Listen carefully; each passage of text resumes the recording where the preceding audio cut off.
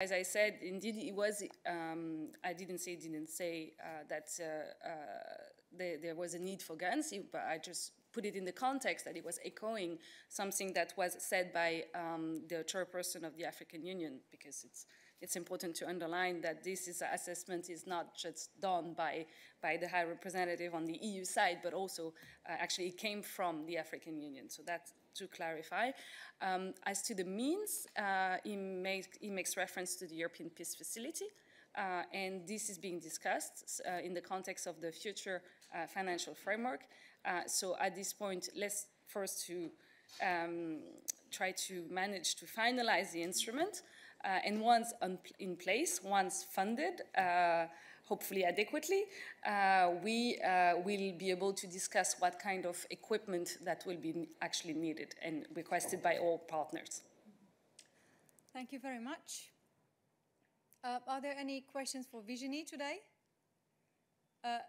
Nikolai, a follow-up to the follow-up? Okay. For this, thank you. Just what kind of guarantees are in place once this facility is rolled out, that those weapons that Borrell intends to send to his African partners will not somehow end up in the black market and then used by the very jihadists that, well, France and others are trying to fight? Thank you.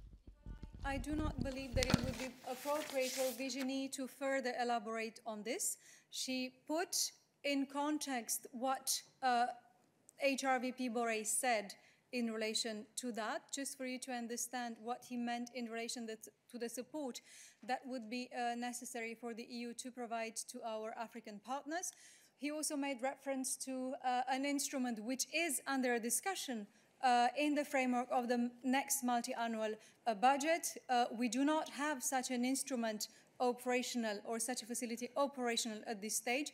It would be premature, for sure, to discuss about the terms under which any equipment would be handled in relation to operations. But Virginie can add something in relation to that, but it's important to clarify that we are talking about an instrument which is in the making and it's not operational.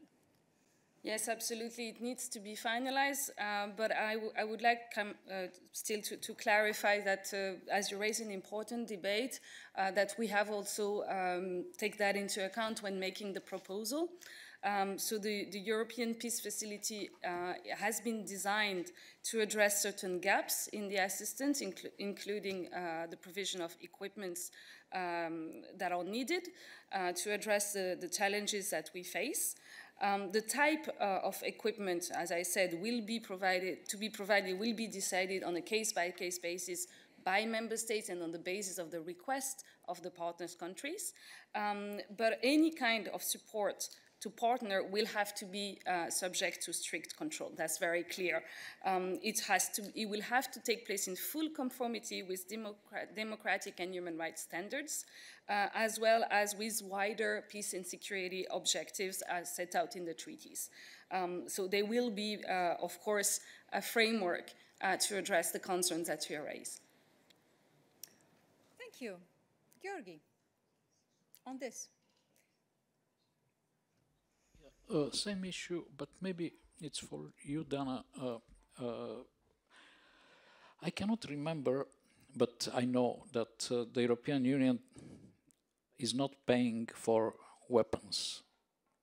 So I would like to know since when this policy has changed.